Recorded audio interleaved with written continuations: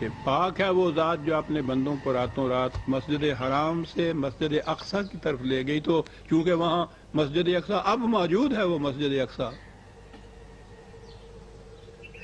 تو اس نسبت سے یہ کہا جاتا ہے کہ قرآن کی یہ آیت میں جو مسجد اقصی آئی ہے یہ مسجد ہے جو وہاں مسجد اقصی کہلاتی ہے. جب یہ آیت نازل ہوئی ہے تو وہاں مسلمانوں کی مسجد تو ایک طرف رہا، یہ یہودیوں کی سجدہ گاہ بھی وہاں کوئی موجود نہیں تھی، ان کا ہیکل موجود نہیں تھا، ان کی عبادت گاہ موجود نہیں تھی، ان کو وہاں جانے کی اجازت نہیں تھی.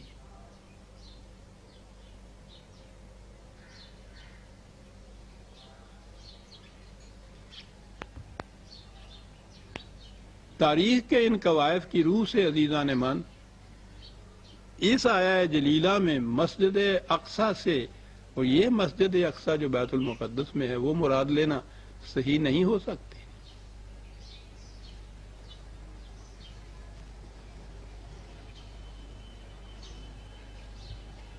غیر مسلم مورخین نے اور مستشرقین تو ان کے ہاں کے بہت تحقیقات کرتے ہیں، اور یہ تو وہ چیز ہے جس میں کچھ زیادہ کاوش کی ضرورت بھی نہیں ہے.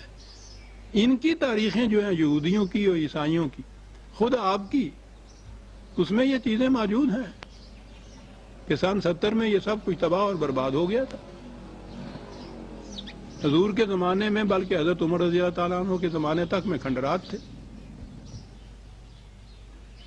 اس مسجد اور وہ قبہ جو بنا ہوا ہے ان کے اوپر وہ تعمیر کی تختی لگی ہوئی ہے، اس کے اوپر سن 72 ہجری لکھا ہوا ہے، کندہ ہے. عجیب بات ہے، اگرچہ بعد میں وہاں کچھ حصے اس کے بوسیدہ ہو گئے تھے یا کسی حادثے سے کچھ حصہ مسمار ہو گیا تھا، تو ہارون رشید کے زمانے میں اس نے مرمت کرائی تھی ان کی. لیکن یہ اتفاق کہیے یا کوئی صاحب ہوا کاریگروں کا، مرمت کی انہوں نے اچھی خاصی، لیکن وہ جو تعمیر کی تختی تھی پہلی اوریجنل 72 والی وہ ویسی کی ویسی رہی، وہ اب بھی ویسی کی ویسی ہے وہاں.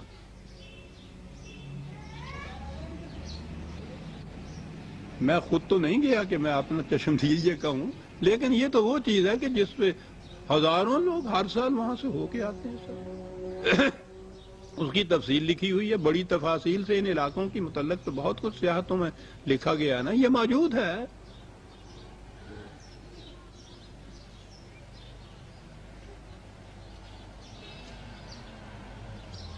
تو وہ مسجد تو مراد نہیں ہو سکتی کہ وہاں مسجد ہی نہیں تھی حضور کے زمانے میں، وہاں ہیکل بھی نہیں تھا، وہاں یہودیوں کی عبادت گاہ بھی کوئی نہیں تھی. تو سوال پیدا یہ ہوتا ہے کہ اس آیہ جلیلہ میں پھر یہ جو چیز ہے کہ پاک ہے وہ ذات جو اپنے بندے کو راتوں رات مسجد حرام سے، مکے سے مسجد اقصی کی طرف لے گئے. آج جب میں پھر نہیں، وہ تو بنی اسرائیل کی سورہ اسراء تو بہت پہلے درس میں آ چکی ہوئی ہے. وہاں یہ آگے یہ ہے کہ وہاں جا کے ہم پھر اپنی وہ بلند ترین عظیم ترین نشانیاں دکھائیں جن کے لیے یہ پہلے تیاریاں ہو رہی تھیں مکے کے اندر. اور آگے یہ ہے اس قسم کی نشانیاں جیسے حضرت موسیٰ علیہ السلام کو مصر سے ہجرت کرنے کے بعد سینا کی وادیوں میں اور فلسطین کے علاقوں میں دکھائی گئیں. اس قسم کی بے دست و پا، ذلیل و خوار، مظلوم و مقہور قوم بنی اسرائیل کو مملکت کا مالک بنایا گیا، تمکن عطا کیا گیا، اور پھر یہ ہزاروں سال تک کہیے. اور جو ہے شوکت سلیمانی اور ہیکل داؤدی جو ہے وہ تو دنیا کی تاریخ کے اندر بے نظیر ہے. وہ چیز عطا ہوئی، ان چیزوں کو خدا نے اپنی نشانیاں قرار دیا ہے. یہ دکھایا جیسا ہم نے موسیٰ کو ایسا کچھ دکھانے کے لیے ہم اپنے بندے کو مکے سے مسجد اقصی کی طرف لے گئے. کہاں لے گئے؟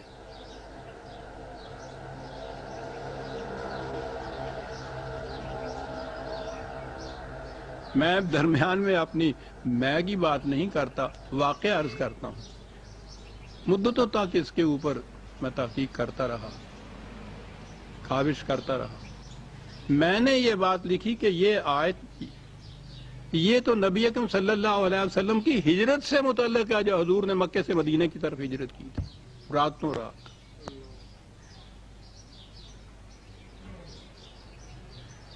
سوال یہ پیدا ہوا کہ یہ مسجد اقصی یہاں کیسے آ گیا. میں نے بھی لکھا اور مجھے خوشی ہوئی اس کے بعد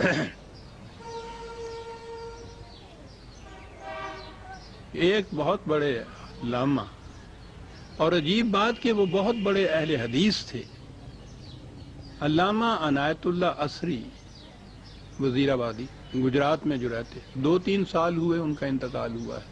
میں نے بہت پہلے یہ چیز لکھی تھی، انہوں نے لکھا تو وہ بہت خوش ہوئے تھے. یاد رکھیے وہ بہت بڑے اہل حدیثوں کے امام تھے. انہوں نے احادیث کی روح سے یہ ثابت کیا کہ جو میں نے لکھا ہے وہ صحیح ہے، یہ آیت ہجرت سے متعلق ہے. اور وہ لائے ان چیزوں کو. پھر کہا یہ جو اقصی ہے، قصوہ ہے، دور کی بات جسے آپ کہتے ہیں.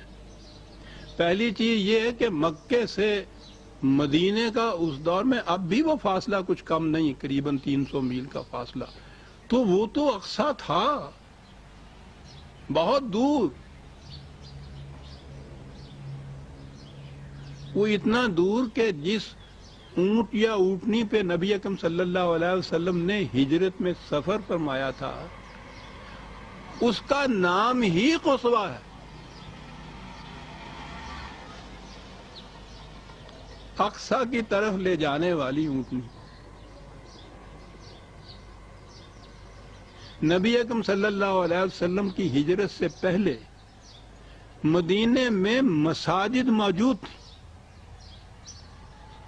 وہاں نماز پڑھی جاتی تھی،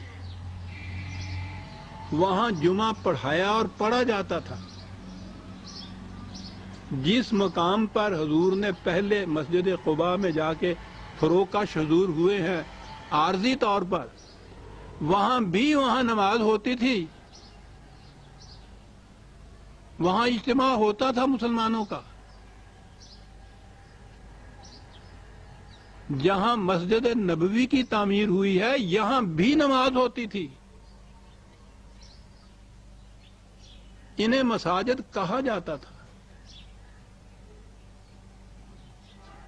تو اب یہ مساجد تو موجود ہیں اور یہ مقام اقصی بھی موجود ہے، بہت دور.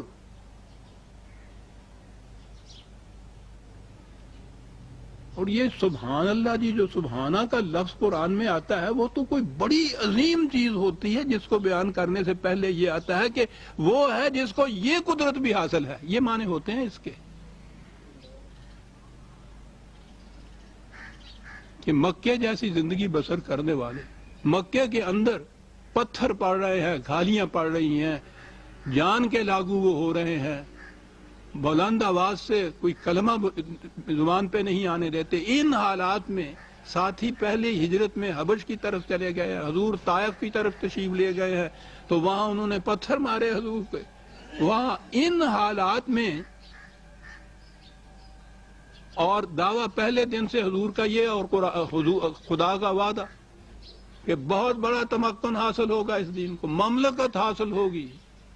یستخلف الذین، استخلاف فی الارض حاصل ہوگا ایمان اور عمل صالحہ کے نتیجے میں رسول اور تمہارے ساتھیوں کو، محمد رسول اللہ والذین معہ کو. یہ وعدے، یہ دعوی ہو رہے تھے. مکے کی زندگی اس قسم کی تھی. تو یہ جو کچھ کہا جا رہا ہے یہ ہے نا وہ آیات کبریٰ، کہ اب ان آیات کبریٰ کو دکھانے کے لیے ضروری ہو گیا کہ جیسے موسیٰ علیہ السلام نے ساتھیوں کے ساتھ مصر سے ہجرت کی تھی سینا کی طرف، قرآن میں یہ اگلی آیت کا اگلا حصہ یہ ہے. اسی طرح سے اس مقام سے ہجرت کی جائے گی ایک ایسے مقام کی طرف دور، اور وہاں ہی اس کو وہ مسجد کہنا.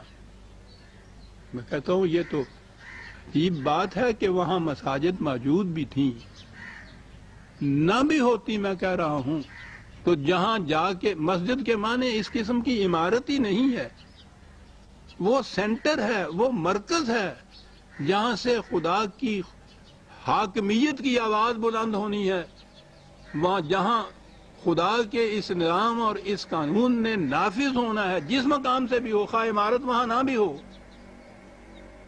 وہ مسجد ہے جہاں ہم اس کے قانون کے سامنے سر تسلیم خم کرتے ہیں. حضور نے جو فرمایا تھا، اور حضور کی اس قسم کی احادیث تو موتیوں کی طرح چمکتی ہیں کہ میری امت کے لیے پورا قرہ ارض مسجد ہے. جہاں بھی کوئی ایک عبد مومن ہے اور وہ خدا کے قانون کے سامنے سر جھکاتا ہے، وہ مسجد ہے اسلام کی روح سے، عمارت وہاں ہو یا نہ ہو.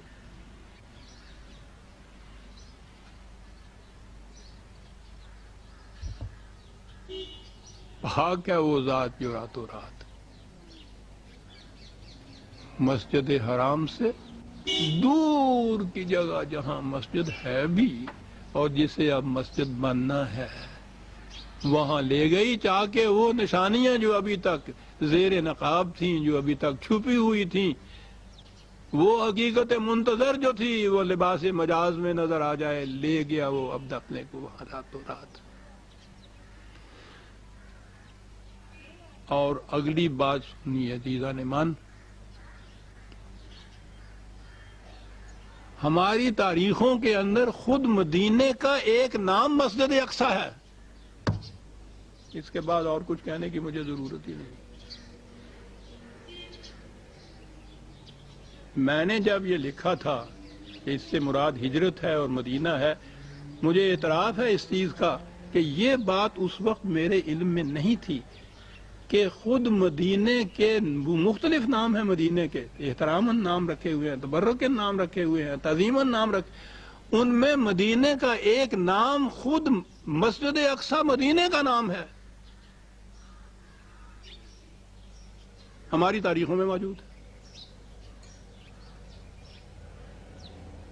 میں نے عرض کیا ہے نا کہ یہ چیز جو اس وقت تک میرے علم میں نہیں آئی تھی، یہ بات کی بات ہے.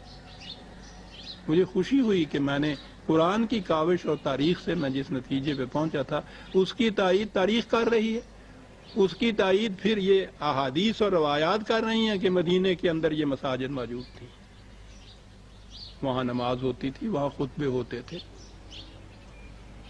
اور یہ چیز کہ خود اسی جہت سے مدینے کا نام مسجد اقصی ہے. تو یہ آیت جو ہے جس سے دلیل لائی جاتی ہے کہ حضور مکہ سے اس طرح، جس طرح سے ابھی میں نے یہ پڑھ کے سنائی ہے تفصیل آپ کو مودودی مرحوم کی زبان میں، کہ اس طرح سے آپ وہاں براق پہ تشریف لے گئے، وہاں اس طرح سے نماز ہوئی، یہ سارا وہ مسجد اقصی تھی ہی نہیں. وہاں اس آیہ جلیلہ میں جو مسجد اقصی ہے یہ وہاں کی کسی عبادت گاہ کو کہا ہی نہیں گیا، وہاں یہ ان کی عبادت گاہ تھی ہی نہیں. اس کی تو حالت جو میں نے عرض کی ہے، کھنڈرات، اور کھنڈرات بھی اس قسم کے عیسائیوں کے تسلط میں یہودیوں کو جانے تک کی اجازت نہیں.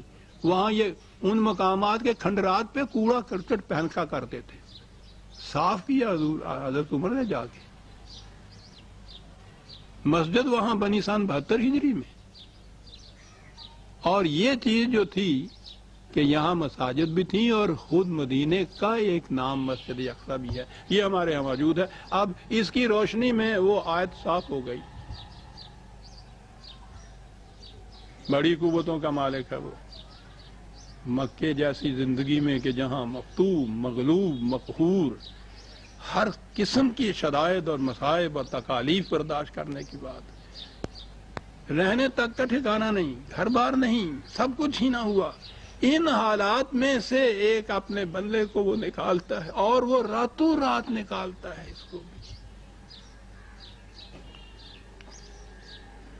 لے جاتا ہے اس مقام کے اوپر بہت دور کہ جس نے مرکز بننا تھا قوانین خدا، جس نے سجدہ گاہ بننا تھا اس کے بعد نظام خدا بندی کا، جہاں مساجد موجود تھیں، اور اس اعتبار سے جس شہر کا ایک نام مسجد اقصی تھا۔ مکے سے چلو تو وہ شہر ہی ایک آتا ہے، اس کے بعد تو یہ مدینہ۔ اب بھی وہاں عرب کے اندر، اس علاقے کے اندر، حالانکہ یہ بڑا متمدن اور بڑا دارالحکومت اور اس کا مقامات ہیں، وہاں شہر اب بھی وہی دو تین ہی ہیں، اور نامور شہر تو اس زمانے کے اندر سمجھیے یہ دو ہی تھے، مکہ اور مدینہ۔ اور مدینہ جو تھا مکے سے اتنی دور واقع ہوا تھا، وہ تو اقصی تھا ہی۔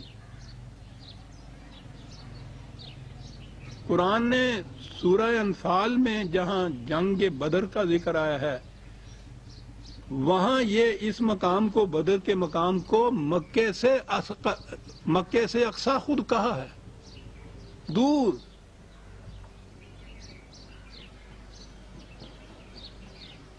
تو عزیزان من، ان حقائق اور قواعد کی روح سے یہ جو پہلا حصہ بتایا جاتا ہے معراج کا، مکے سے بیت المقدس جا کر، یہ چیز جو ہے، ان حقائق کی روشنی میں وہ ان چیزوں کے اوپر، ان کے روشنی میں وہ اس پہ پورا نہیں اتر رہا۔